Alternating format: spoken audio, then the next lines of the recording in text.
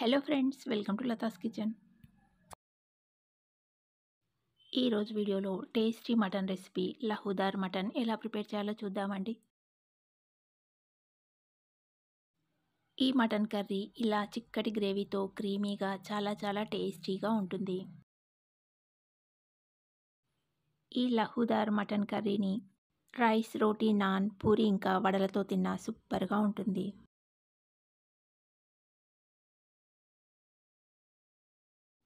ఓసారి మటన్తో ఇలా కర్రీని ప్రిపేర్ చేసుకుని టేస్ట్ చేసి చూడండి, చాలా బాగుంటుంది.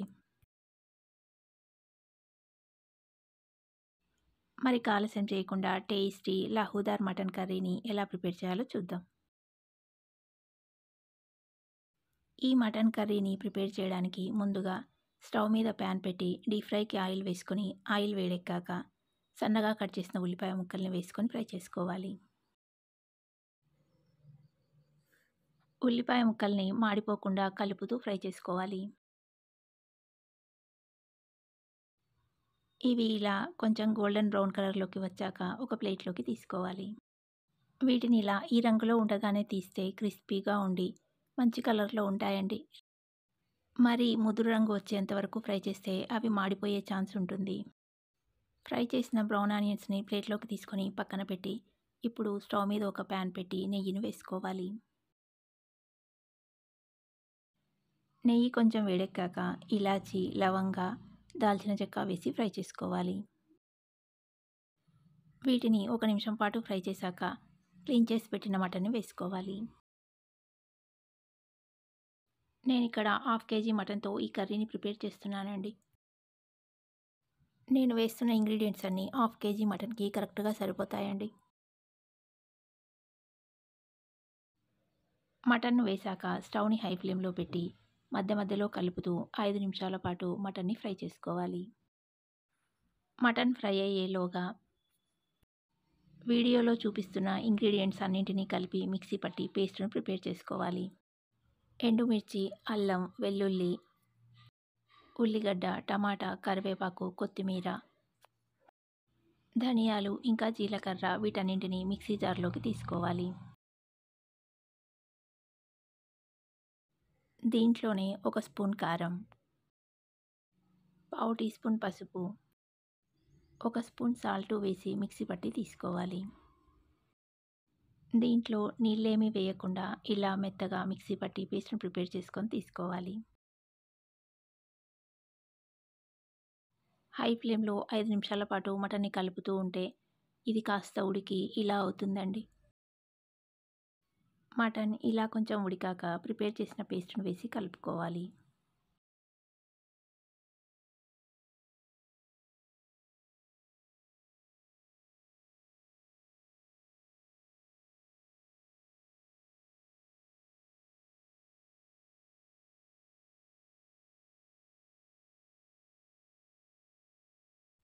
టమాటా ఇంకా ఉల్లిపాయ పేస్ట్ను వేశాక స్టవ్ని మీడియం ఫ్లేమ్లో పెట్టి మధ్యలో కలుపుతూ 5 నిమిషాల పాటు ఉడికించుకోవాలి. 5 నిమిషాల తర్వాత ముందుగా ఫ్రై చేసి పెట్టుకున్న బ్రౌన్ ఆనియన్స్ ఇంకా మిరియాల పొడిని వేసి కలుపుకోవాలి.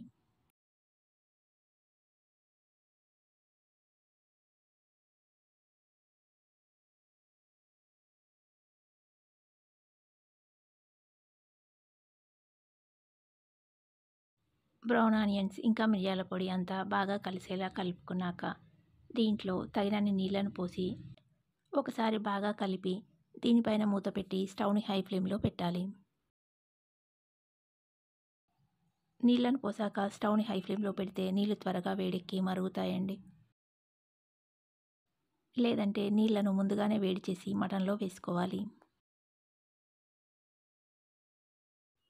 నీళ్ళను వేసి బాగా కలిపాక దీనిపైన మూత పెట్టి ఇలా ఉడుకుతున్నప్పుడు ఒకసారి కలుపుకొని స్టవ్ని సిమ్లో పెట్టి అరగంట పాటు ఉడికించుకోవాలి.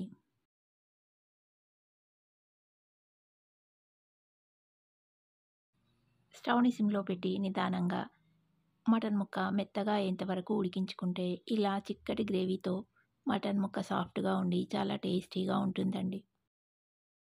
అరగంట తర్వాత మటన్ ముక్క సాఫ్ట్గా అయిందో లేదో చెక్ చేసుకొని మటన్ ముక్క సాఫ్ట్గా అయితే కొత్తిమీర తరుగును వేసి కలుపుకొని స్టవ్ ఆఫ్ చేసుకోవాలి.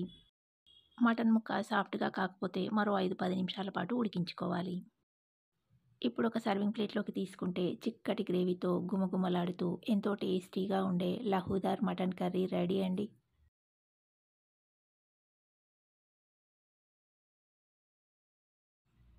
ఈసారి మటన్‌తో ఇలా కర్రీని ప్రిపేర్ చేసి తప్పకుండా టేస్ట్ చేసి చూడండి. చాలా బావుంటుంది.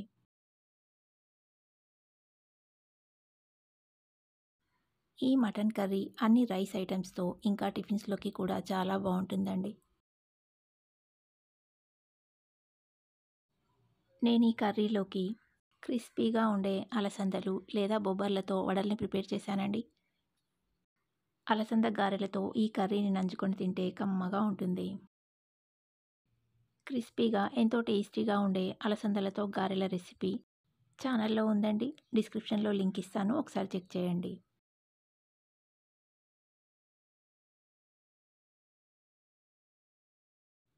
ఈ రెసిపీ మీకు నచ్చితే లైక్ చేయండి. ఇంకా మీ ఫ్రెండ్స్ అండ్ రిలేటివ్స్‌కి షేర్ చేయండి. మరిన్ని ఇలాంటి టేస్టీ రెసిపీస్ మీ ఫోన్‌కి నోటిఫికేషన్ రావాలంటే లతాస్ కిచెన్ ఛానల్‌ని సబ్స్క్రైబ్ చేసుకొని పక్కనే ఉన్న బెల్ ఐకాన్‌ని క్లిక్ చేయండి. అలా చేస్తే నేను పెట్టే ప్రతి వీడియో నేను పెట్టగానే మీ ఫోన్‌కి నోటిఫికేషన్ వస్తుందండి. మరొక ఇంట్రెస్టింగ్ టేస్టీ రెసిపీతో మళ్ళీ కలుద్దాం. Thanks for watching.